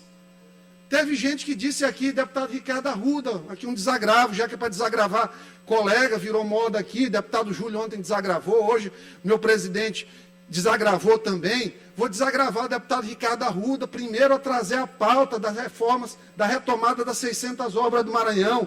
Foi uma comissão de deputados estaduais em Brasília, mas teve colega aqui que avocou para si, disse que foi um pedido pessoal dele para o ministro, e que por isso que o ministro estava fazendo. Governador Brandão não foi nem o senhor, foi um deputado estadual do Maranhão que sozinho que avocou. Ou seja, nós vivemos esse período de janonização da política, infelizmente, de criação de coisas que eu pensava que tinham ido embora. Quando Duarte foi embora daqui, eu digo, não, agora acabou, não vai ter mais nenhum colega capaz de fazer essas coisas, se apropriar. Mas, infelizmente, o tempo, esse tempo, ele tem mostrado que não acabou, não foi embora. Nós ainda, infelizmente, nesta Casa Legislativa, parece que teremos que compactuar com situações como essa. Olha, eu fico muito preocupado. Eu fico preocupado demais, porque hoje, eles celebram. Hoje, eles celebram a queda de Bolsonaro. Hoje, eles celebram prisões por crimes de opinião, supostos crimes de opinião, que agora dizer o que é crime de opinião, o que não é, depende da cabeça de cada julgador. Eles celebram violações de imunidades. Veja só, Gilberto Leda, eles celebram, Gilberto Leda, violações de imunidades. Prendem o deputado pelo que ele fala, que tem correlação com o mandato. Vai dizer o que vários deputados aí que andaram até de tornozeleira por falarem coisas, não tem relação com o mandato. Pois tem. Tem deputado que estava em Brasília com tornozeleira por crime de opinião. Cito o caso aqui do Daniel Silveira. Tem uma moça hoje, até hoje, está presa. Eu já falei até com o Murilo sobre isso. Ela está em Pedrinhas. Era uma menina manicure, que tinha o sonho de escrever um livro. Ela foi para Brasília para aqueles atos do dia 8, para as manifestações. As coisas desandaram. Desandaram com o ministro da Justiça olhando da janela, com Gonçalves Dias, que está sendo protegido pela Elisiane, né? Tudo debaixo das barbas deles. Distrito Federal, que falhou também na segurança, sou uma pessoa razoável, tem que admitir que o Distrito Federal também falhou na segurança, mas essa pobre coitada está até hoje lá presa, porque passou, olha como ela chegou lá, ela apareceu numa filmagem assim. Prenderam a mulher, localizaram a moça. Hoje ela está com uma ação no STF, sigilosa, ou seja, ela não tem dinheiro para o advogado ir lá, tomar ciência da ação, e ela está já trabalhando, coitada, no presídio. Ela já está trabalhando por estar presente. Foi olhar lá como era, ficou curiosa para saber como era lá por dentro, foi presa. Tem pessoas presas ainda, de maneira absurda, que assim, quem foi identificado de fato depredando, tem que ser preso mesmo. Não pode dar prejuízo para o país. Quebrar relógios de 100, 150 mil reais, quebrar a mesa do Xandão, as coisas, isso aí realmente não pode. Não está certo. Depredar nunca está certo, porque tudo custa caro. E aqui eu sou uma pessoa que eu não gosto de perder um óculos. Eu não gosto. Porque assim, dinheiro não é dinheiro. Dinheiro é tempo. Tempo. Eu sou médico, nunca deixei de trabalhar. Ontem eu operei à tarde, 4 laqueaduras. Eu trabalho. É tempo que eu podia, se eu não precisasse, eu estar com a minha família. É tempo que eu estou perdendo. Esse tempo não vai voltar. Então, tem uma pessoa que está presa por ter tentado conhecer o Palácio do Planalto. Está lá, presa. Era manicure, coitada. Era igreja, casa, salão. Igreja, casa, salão. E assim, hoje, a esquerda comemora uma prisão de uma pessoa como essa. Não se solidariza. Você não vê o pessoal dos direitos humanos que... Por isso que, às vezes, eles pegam esses trocadilhos, por exemplo, de direito dos manos, porque não é para todo mundo. É seletivo, dentro da narrativa. E narrativa é coisa que o presidente tem vários vídeos dele falando. Ele é expert em narrativa. Mas só tem uma coisa maior que narrativa. Vocês sabem quais são? Os fatos. Fato é coisa que está na cara da gente, é inegável. É inegável que uma patriota como essa não cometeu crime algum. É inegável que uma imunidade parlamentar ela tem que ser respeitada. Ninguém sobe aqui para xingar os outros. Chamar aqui alguém, é um filho da puta, ninguém usa esse tipo de palavra aqui. Ninguém sobe aqui para falar isso. Eu ainda não vi nessa legislatura, ninguém sobe. Sorriso do meu presidente já denuncia ali que ele está gostando do pronunciamento. Fico feliz. Olha o sorriso sonoro dele, brilhante, está me ofuscando aqui. Então, o que acontece? Hoje eles celebram. O presidente é uma pessoa aqui que está presidindo hoje, depois ele vai rever tudo isso, quando daqui a 10, 15 anos, vai revisitar todos esses conceitos. Eu também já estive lá, já acreditei nesse negócio de esquerda, até quando eu entendi a história de narrativas. Por isso que meu coração perdoa este presidente, perdoa o secretário, né, também da mesma forma, mesmo eles não pedindo, mas de plano estão perdoados sempre aqui. Então, para concluir isso aqui, e fazer a reflexão pertinente, séria, a respeito da coisa, o que acontece? Hoje, lá em cima, existe uma orientação jurisprudencial. Qual que é? Arrebentar com todas as pessoas que são expoentes da direita. Quais são os braços disso aí? Alexandre de Moraes como coordenador estratégico de ações, Flávio Dino como braço policial da coisa, a partir da utilização corriqueira da Polícia Federal nas operações, inclusive de constrangimento a líderes do Congresso, como Arthur Lira recentemente foi visto. Tem os apêndices de Flávio Dino, que não merecem nem ser citado, porque são muito pequenininhos, mas que servem para levar os recados para a imprensa nacional, para poder fazer o vazamento seletivo dessas informações. No TSE, eles têm um braço amigo desse ministro Benedito Gonçalves agora também. E, claro, encontraram no Senado com Rodrigo Pacheco um aliado tranquilo, moldável, para poder fazer o jogo deles dentro do Senado. Tanto que no Senado as coisas passam com muita tranquilidade. Já na Câmara, o jogo é mais duro, porque lá a coisa é bem mais fisiológica, infelizmente. Então, a estruturação do Brasil é essa hoje do ponto de vista político: sepultar lideranças de direita, reduzir a capacidade de fala das lideranças de direita, incluindo parlamentares, mesmo que isso implique em violações constitucionais graves, porque a liberdade que eu tenho disso aqui é porque muitos aqui estão pensando a mesma coisa e têm medo de falar, porque às vezes depende do emprego, às vezes esperam aí uma promoção que tem medo de perder se manifestarem. Aqui, quem promove o mandato é o povo, que deu 42.009 votos. E é por isso que a gente pode subir aqui e falar. Porque falo com respeito, falo com fundamento, falo de coisas que eu acredito, falo estudando, não tenho coragem de subir aqui dizendo que foi porque Bolsonaro fez que o preço da carne baixou. Não, o fator da carne é a China. O dólar baixou porque não é porque o juro americano, o Federal Reserve, baixou, a autoridade monetária americana baixou a taxa de juros. Então, vai ter esse movimento.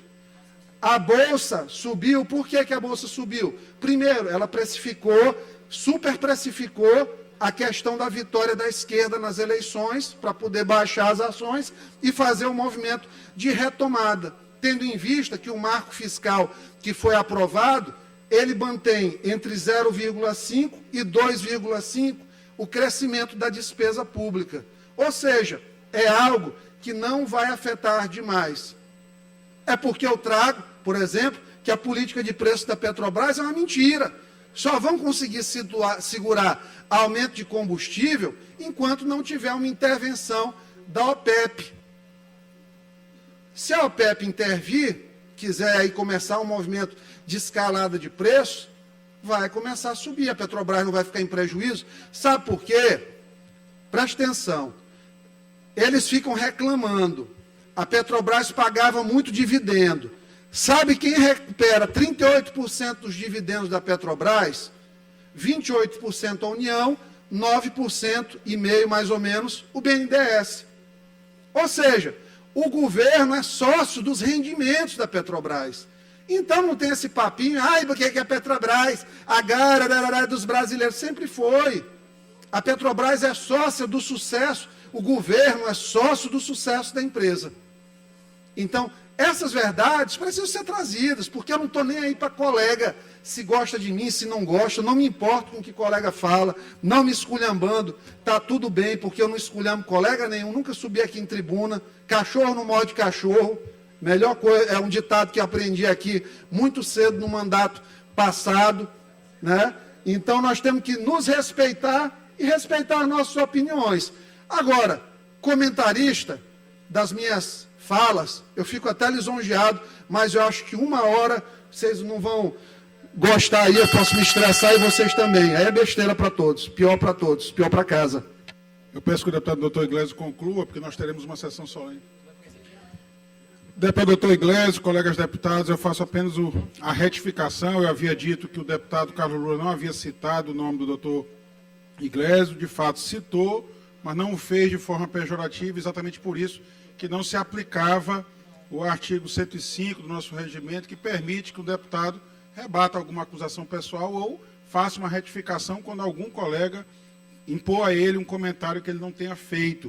O deputado Carlos Lula, pelo que me conste, fez o devido registro da posição do doutor Iglesias, não fez nenhuma alteração do pronunciamento do colega que o antecedeu na tribuna, por isso eu entendi que não era aplicável, porém, para o registro também na história, concedi a palavra ao deputado doutor Iglesias, jamais cassei a palavra dele, apenas convidei ele a falar do grande expediente, algo que ele o fez, aqui ocupou os 30 minutos da tribuna. Faço esse registro apenas para a retificação da verdade.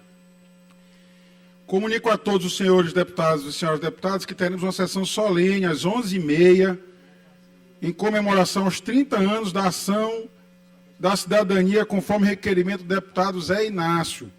Registro também a presença em nosso plenário, sempre com o nosso convívio, da nossa amiga deputada Helena Huile, que está ali atrás, sempre deputada desta casa, professora de todos nós, da política e do direito.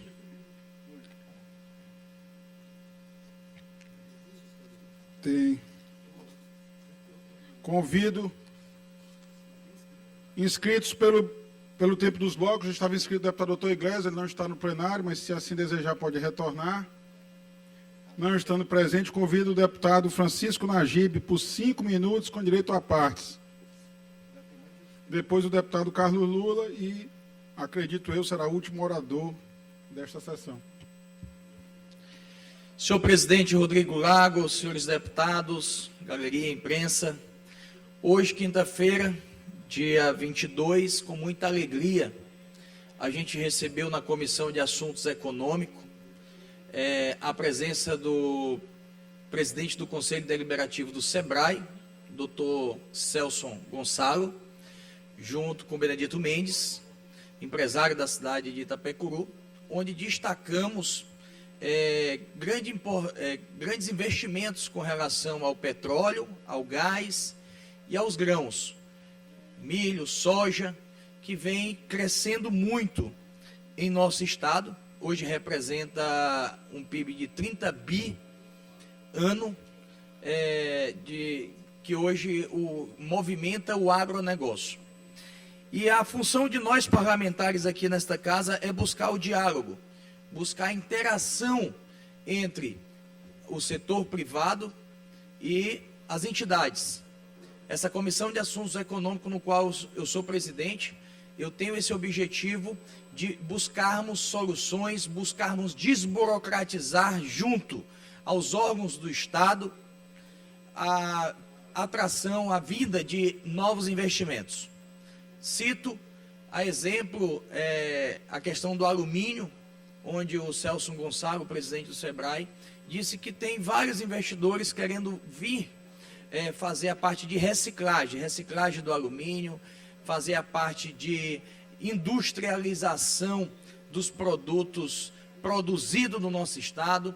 Então foi muito importante essa comissão hoje. Teremos várias outras sessões que iremos deliberar pautas, como por exemplo, dia 5, queremos convidar o secretário Marcelos da Cefaz, junto com o nosso secretário de Meio Ambiente, para que possamos, junto com o setor privado e os órgãos deliberativos do SEBRAE, discutirmos melhoria para desburocratizar as ações e a atração, facilitar com que o empresário maranhense possa, em vez só de produzir, ser apenas do agro, mas também partir para a área industrial, fazer com que o que hoje a gente produz, que é a soja, não vá apenas para o porto e deixe de gerar emprego, deixe de gerar ICMS, imposto, e fique dentro do Estado através da industrialização.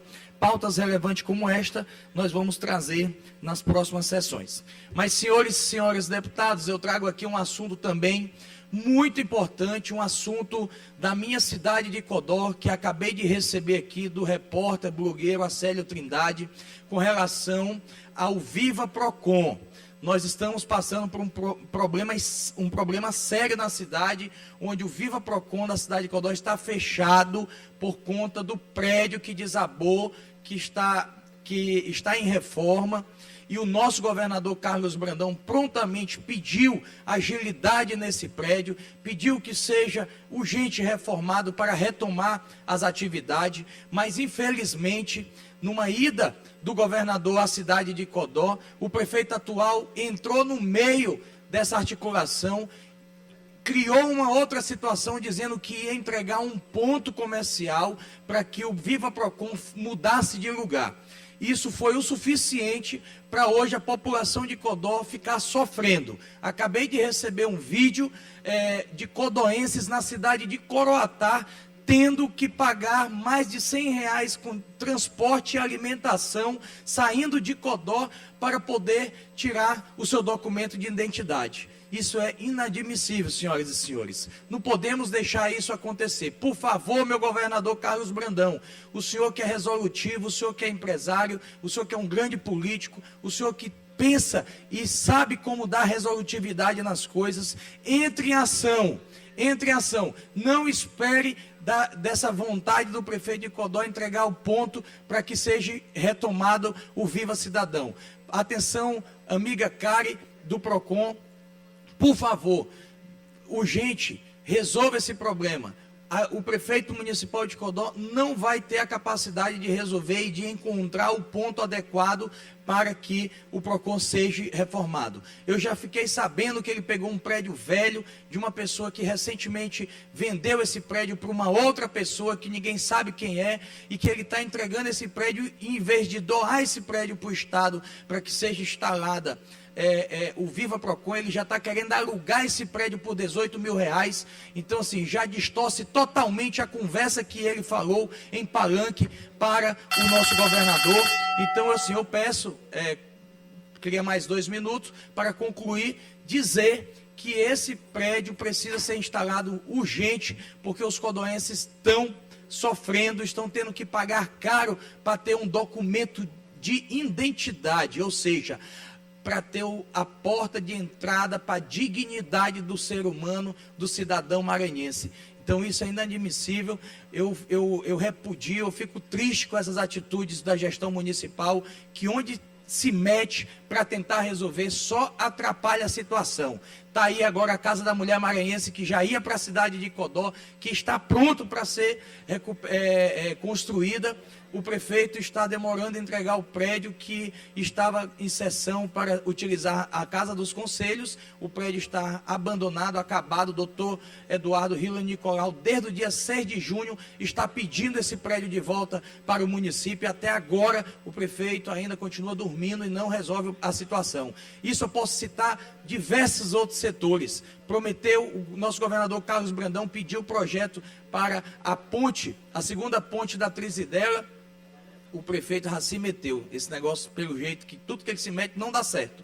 Então, o que é que vai acontecer? Nós vamos ter grandes prejuízos, sofrendo, a população vai continuar sofrendo, porque não tem resolutividade, não sabe resolver, não sabe encarar o problema como deve ser encarado. Falo isso também sobre as casas que estão sendo anunciada. O prefeito anunciou 2.500 casas. Queria eu que isso tudo que ele falasse fosse verdade, porque hoje a nossa cidade ia resolver o problema de déficit habitacional. Infelizmente, ele está com mais uma politicagem, com mais uma ilusão, enganação da população, porque até agora surgiu entre 9 a 12 mil casas para todo o estado do Maranhão e ainda não tem nada concreto que diga que a cidade de Codó receberá 2.500 casas. Mas vamos torcer para que aconteça, porque os nossos codoenses merecem.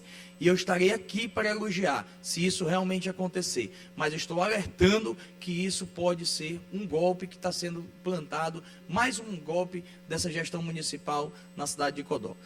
No mais, senhor presidente, eu quero aqui só reiterar o meu pedido verbal que eu estou fazendo a esta casa, para que comunique, para que peça ao PROCON da cidade de Codó, que peça ao nosso governador Carlos Brandão, ao departamento Geônis, que é um amigo que está sempre lá na secretaria deliberando as ações com o nosso governador, que urgente resolva o problema do PROCON da cidade de Codó, porque os nossos irmãos codoenses não podem mais estar sofrendo e pagando mais de R$100 com alimentação e transporte para a cidade vizinha, uma cidade menor, uma cidade de Coroatá, para poder resolver a questão de documentos. Meu muito obrigado. Agradeço o deputado Francisco Najib. Convido o deputado Carlos Lula por 15 minutos, com direito a partes.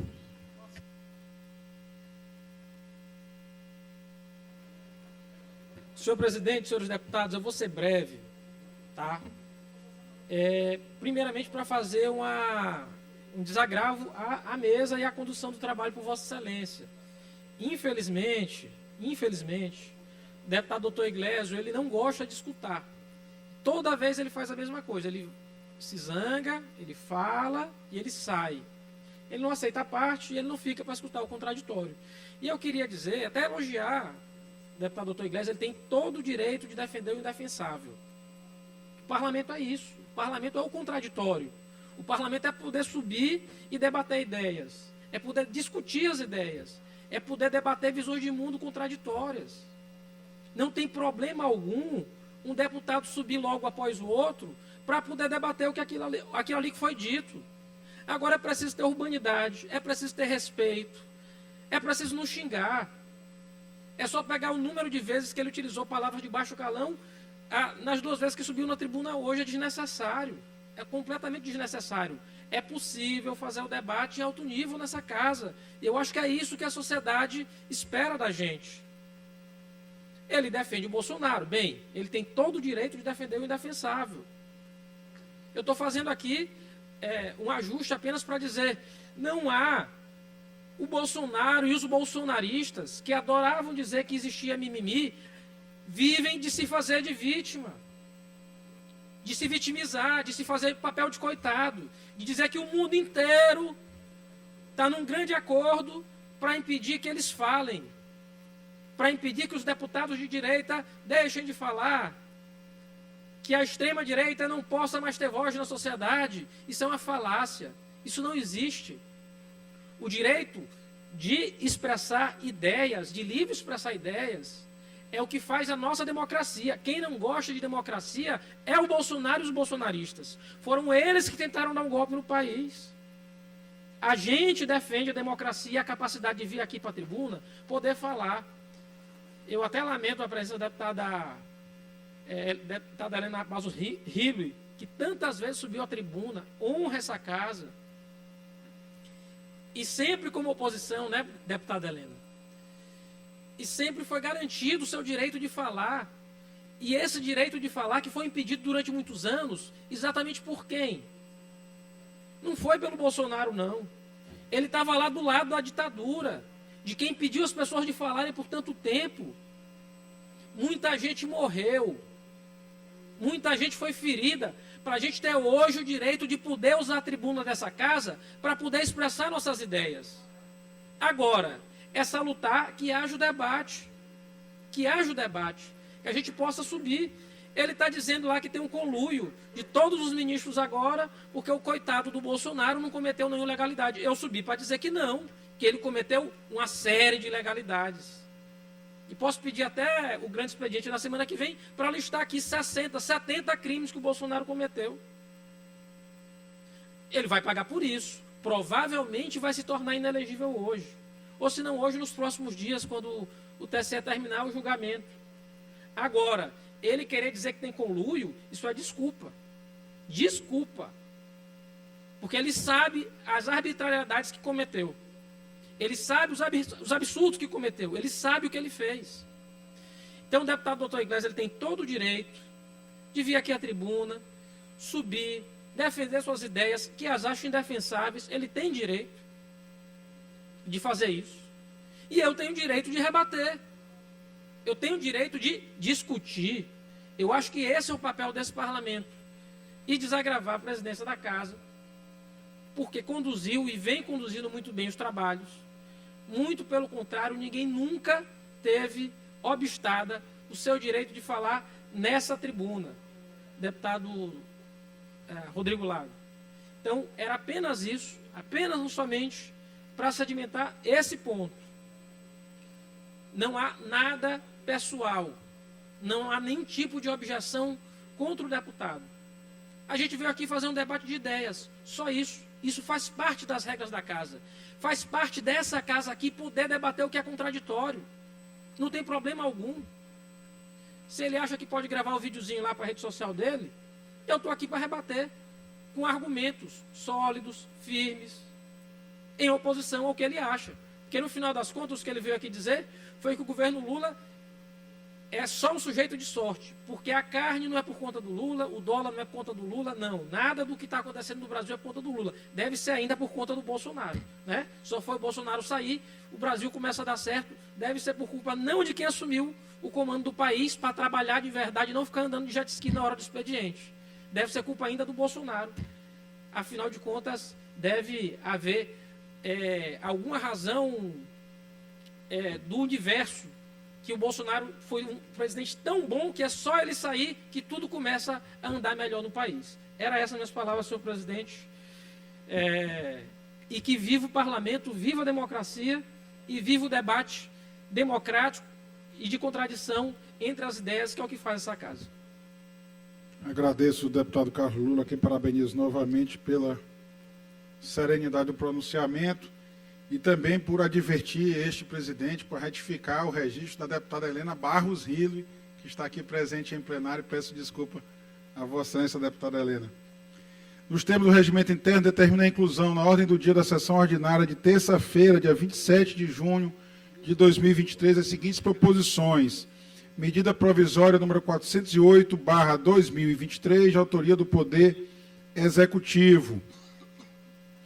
Projeto de lei número 107/2023, de autoria do deputado Carlos Lula, que estava na ordem do dia da sessão de hoje, foi transferido para a sessão de terça. Projeto de lei número 262/2023, de autoria do Poder Executivo. Projeto de lei número 003/2023, de autoria do deputado Carlos Lula. Projeto de lei número 104/2023, também de autoria do deputado Carlos Lula. Projeto de lei número 094/2023, de autoria do deputado Fernando Braide. Projeto de lei número 129/2023, de autoria do deputado Cláudio Cunha. Projeto de lei número 132/2023, de autoria do deputado Cláudio Cunha.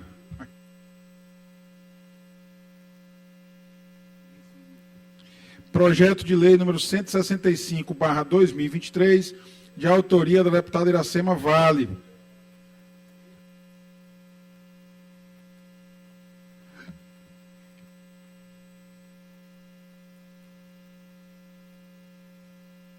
Projeto de lei número 235/2023, de autoria do deputado Leandro Belo.